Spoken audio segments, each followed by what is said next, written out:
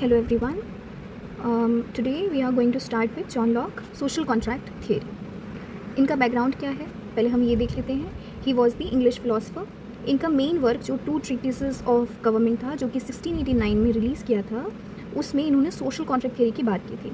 तो इनका क्या कॉन्टेक्स्ट था? इनका कॉन्टेक्स्ट था ग्लोरियस रेवोल्यूशन. हॉब्स का क्या कॉन्टेक्स्ट था? हॉब्स का कॉन्टेक्स्ट था English war, English civil war. ठीक है, तो एक ये स्टार्क डिफरेंस है.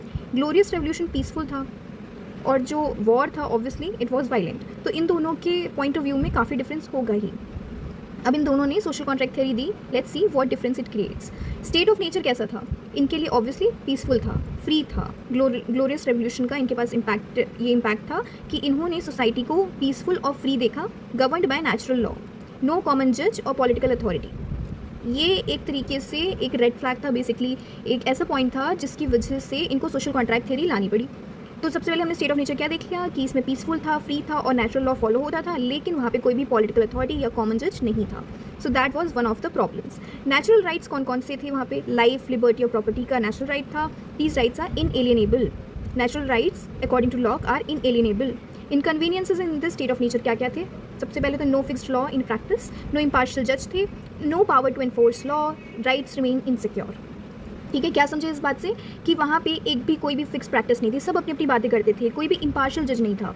जो भी जज होंगे वो ऑब्वियसली इम्पार्शियल नहीं थे, कहीं ना कहीं पार्शियलिटी रखते थे, या फिर कोई भी ऐसी पावर नहीं थी जो एक कॉमन यूनिवर्सल लॉ अप्लाई कर सके या उनकी राइट्स सिक्योर कर सके. तो सोशल कॉन्ट्रैक्ट में आए. सोशल कॉन्ट्रैक्ट में क्या होता है? खूब सारे जो लोग होते हैं वो साथ में एक एग्रीमेंट साइन करते हैं और फिर एक कॉन्ट्रैक्ट बनाते हैं और उसके अंतर्गत एक सोवरेन को इलेक्ट कर देते हैं.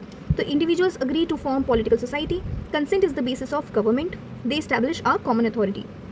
इंडिविजुअल्स जो थे उन्होंने एक पॉलिटिकल सोसाइटी बनाई, उसका कंसेंट बेसिस रखा एक गवर्नमेंट का कि इनके कंसेंट से, इस सोसाइटी के कंसेंट से इन्होंने एक गवर्नमेंट बनाया और फिर एक कॉमन अथॉरिटी इस्टेब्लिश कर दी. तो क्या रहा? कॉन्ट्रैक्ट साइन हुआ, उसके एक कंसेंट से साइन हुआ, जिसके कंसेंट से गवर्नमेंट बनी और गवर्नमेंट एक तरीके से इस्टेब्लिश हो गई एक कॉमन अथॉरिटी के रूप में. Okay, now purpose of the government क्या था? To protect natural rights, to secure life, liberty and property, to maintain peace and justice. अब नेचर ऑफ द गवर्नमेंट क्या था? देखो एक बार जल्दी से समझ लो पर्पस क्या था. कि देखो सबसे पहले तो नेचुरल राइट्स बहुत इंपॉर्टेंट है, वो तो प्रोटेक्ट होनी चाहिए. और नेचुरल राइट्स कौन कौन सी थी? लाइफ, लिबर्टी एंड प्रॉपर्टी, और पीस मेंटेन करना और जस्टिस मेंटेन करना. नेचर ऑफ द गवर्नमेंट कैसा था? लिमिटेड गवर्नमेंट थी. ठीक है, पहले हमने हॉब्स में क्या देखा था कि एब्सोल्यूट गवर्नमेंट थी, यहाँ पे लिमिटेड गवर्नमेंट है. कॉन्स्टिट्यूशनल एंड अकाउंटेबल है. इसमें कॉन्स्टिट्यूशन रहा, अकाउंटेबल है टुवर्ड्स द सिटीजन्स, क्योंकि वो उन्हीं कंसेंट से बनी है. गवर्नमेंट एक फ्यूडिशरी ट्रस्ट है. बेसिकली इन लोगों का ट्रस्ट है, नॉट एब्सोल्यूट. अगर लोग चाहें तो इसके अगेंस्ट आवाज़ उठा सकते हैं और इसको रिप्लेस कर सकते हैं. तो इनको डर रहेगा कि इनको अपनी ड्यूटी अच्छे से निभानी है. ये हो गया लेजिस्लेटिव पावर. अब देखते हैं तो most important power in government. ठीक है, एक इनके पास लेजिस्लेशन बनाने का पावर था और must work for the public good. यही इनका मतलब था इनको लाने का. Bound by natural law. तो जो भी बेसिस होगा इनके लॉ बनाने का वो नेचुरल लॉ होगा. और किसके लिए लॉ बनाएंगे? पब्लिक गुड को मद्देनजर रखते हुए लॉ बनाएंगे. ठीक है, अब right to resistance, that's what I was talking about. कि if government violates rights, people may resist.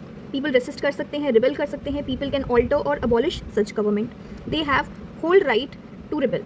ठीक है, एक तरीके से सिविल डिसोबीडियंस भी यहीं से हम देख सकते हैं. एक झलक मिलती है हमको सिविल डिसोबीडियंस की. सिविल डिसोबीडियंस क्या हो जाता है? सिविल डिसोबीडियंस हो जाता है कि जब हम ओबे नहीं करते हैं, ओके, गवर्नमेंट का ओबे नहीं करते हैं, बट वायलेंटली नहीं रहते हम लोग, एक सिविलाइज्ड मैनर में हम ओबे नहीं कर रहे होते हैं गवर्नमेंट के रूल्स को. कॉन्ट्रीब्यूशन का की आइडिया क्या है? Locke laid the basis of liberalism, constitutionalism and limited government. Key idea क्या है? Government exist by consent to protect natural rights. Key idea again हम देख लेते हैं. Government exist by consent to protect the natural rights. So this was whole about John Locke, social contract theory. I hope आपको समझ में आया हो. Will meet in the next lecture.